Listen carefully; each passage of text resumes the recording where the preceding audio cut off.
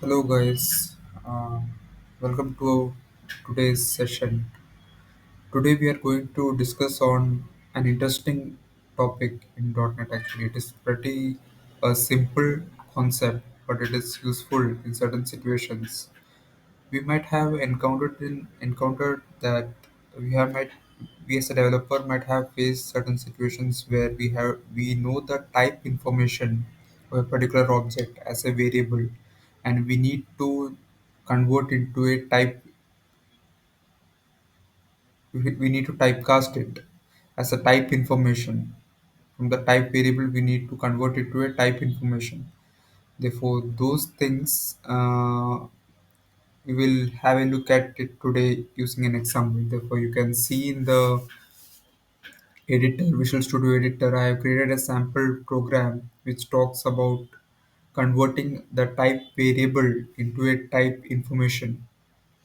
How to convert from a type variable to a type information. Therefore, here the entry point is the program class. The main function I am just created another class for demo purpose.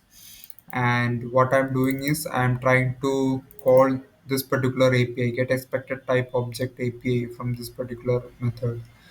Therefore, this particular method, what it does is it actually tries to retrieve the type information or read the type information from particular file called typeinfo.txt. Therefore, this typeinfo.txt I have created it previously, and this actually has an entry for a particular type. This is the it is specified that it is having a entry for the consumer type. Therefore, this consumer type is actually defined it here. This is the under the namespace dynamic typecasting consumer. Therefore, it has two properties, name and ID. Therefore, this is what the file contains, and which will get it from here. And from the type information, we are trying to create an instance of that particular type that we are getting. Therefore, it is should be type. Yes. So once we get the type, we are able to create an instance out of it. And since that particular type information is available as a variable, not as a type, I guess you got it. We are not, we are getting the type information as a variable, not as a type, so that we can typecast that particular object directly. Therefore, to enable that, to convert this particular type variable to a type class, we can there is in the runtime there is a possibility to convert from the type variable to a type class. So that can be done through with the help of reflection, and this can be done by using reflection using this particular APIs like get type, and I'm trying to invoke a particular method called cast object method which I have defined previously, and this will try to typecast it to a particular type T. Therefore, what I'm doing here is I'm trying to check if the particular object is an array type, and I'm typecasting that particular object array to a specific array type using that cast API. And if it is not an object type, if it is a pure object, then what I'm doing is I'm directly typecasting it to this particular T. Therefore, this particular T is known only during the runtime.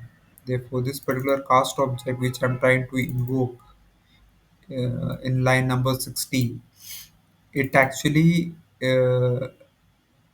gets the type information, template type information during the runtime only. We don't know the template type information while we are coding this particular API. Therefore, to inject the template type information dynamically during the execution of the program, there is an API under which is defined inside this method info class in the reflection namespace make generic method. Therefore, this is the method which allows us to convert this type variable into a type class.